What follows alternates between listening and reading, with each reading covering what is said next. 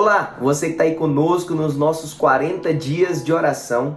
Hoje nós chegamos no dia 14 do nosso livro Draw the Circle. E tem sido um tempo maravilhoso, eu espero que Deus tenha ministrado, ou esteja ministrando ao teu coração. O título do nosso devocional de hoje é Fale para a Montanha. Fale para a Montanha.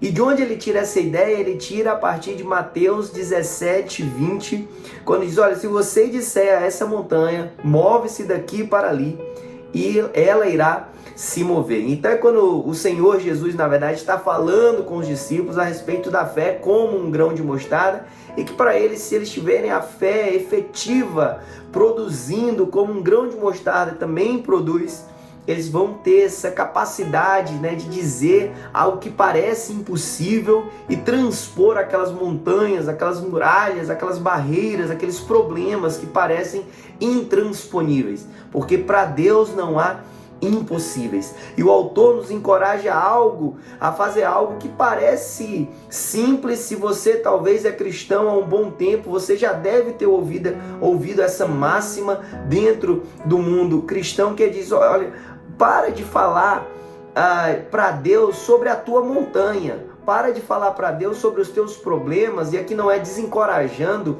a oração, calma, entenda bem o que ele vai dizer. Mas ele diz assim, olha, começa a falar na verdade para a montanha sobre o seu Deus. Então é basicamente aquela máxima que talvez você já tenha ouvido. Se você não tiver, eu te falo agora, que é: não apenas diga para Deus os seus problemas, mas diga para os seus problemas quem é o seu Deus. Olhe para a montanha e diga, eu tenho um Deus, eu sirvo a um Senhor poderoso, esse é o meu Deus. E você começa a não, na verdade, colocar os problemas entre você e Deus, mas na verdade colocar Deus entre você e os seus problemas. E aí ele compartilha conosco histórias pessoais de como Deus fez o impossível, mesmo quando gigantes, pessoas se levantaram contra ele no processo de construção aqui da Coffee House. Eu já falei isso em alguns dias dos nossos devocionais. Ele foi orando, ele foi lutando, ele traz essa ideia de que muitas vezes o inimigo tenta apenas nos prender pelo medo, pela intimidação. Ele nos lembra, por exemplo, que Golias, na verdade, a arma que Golias usou antes de lutar, na verdade, contra Davi, foi manipular um exército simplesmente através do medo, foi intimidar aquele exército simplesmente através do medo, e gerou esse medo que paralisou aquele exército todo, o exército de Israel. E ele nos lembra que o próprio Senhor Jesus Cristo, falando a respeito da igreja, ele diz, eu vou construir a minha igreja e as portas do inferno não vão prevalecer contra ela. E nós precisamos lembrar ou entender a partir dessa passagem bíblica que o Senhor Jesus está dizendo algo preciosíssimo. Ele está dizendo, olha, eu que faço. Não é o homem que constrói a minha igreja, não são os pastores, não são os membros, sou eu que construo a minha igreja, eu que edifico a minha igreja. E a igreja não é também dos outros, a igreja tem um dono, e esse dono é Jesus Cristo. A igreja pertence ao Senhor, portanto, as batalhas enfrentadas pela igreja do Senhor também se tornam batalhas do Senhor. E as vitórias que aparentemente nós celebramos não são necessariamente vitórias nossas, mas são vitórias do Senhor, para a glória do Senhor, porque dele é a igreja, a ele pertence a batalha, então a ele também pertence a vitória.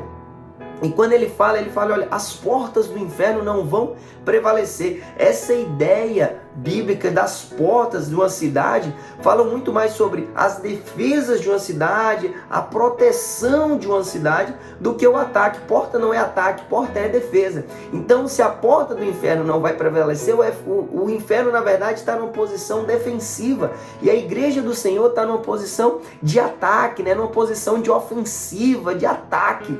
E aí nós precisamos lembrar e ser menos talvez defensivos, dizer, nós estamos guerreando esse bom combate, nós somos mais do que vencedores em Cristo Jesus. Eu não tenho medo de oposição, porque as oposições são oportunidades para eu orar ainda mais, com ainda mais intensidade. Então eu quero te encorajar nesse devocional, como o autor também nos encoraja. Para de falar para Deus os seus problemas. E aqui não eu estou te desencorajando a parar de orar, mas simplesmente nós queremos te encorajar a dizer, começa hoje mesmo a falar para as dificuldades que se apresentam para você hoje, para os desafios da tua vida hoje, para as inquietações do teu coração hoje, sobre o teu Deus. Coloca então Deus entre você e as tuas muralhas, os teus montes, as tuas montanhas, os teus problemas. E não, na verdade, coloca os problemas no meio do teu relacionamento com Deus. Deixa Deus ser esse intermediador. E aí a vitória vem, a vitória traz glória e honra para o nome dele. Que Deus te abençoe, em nome de Jesus.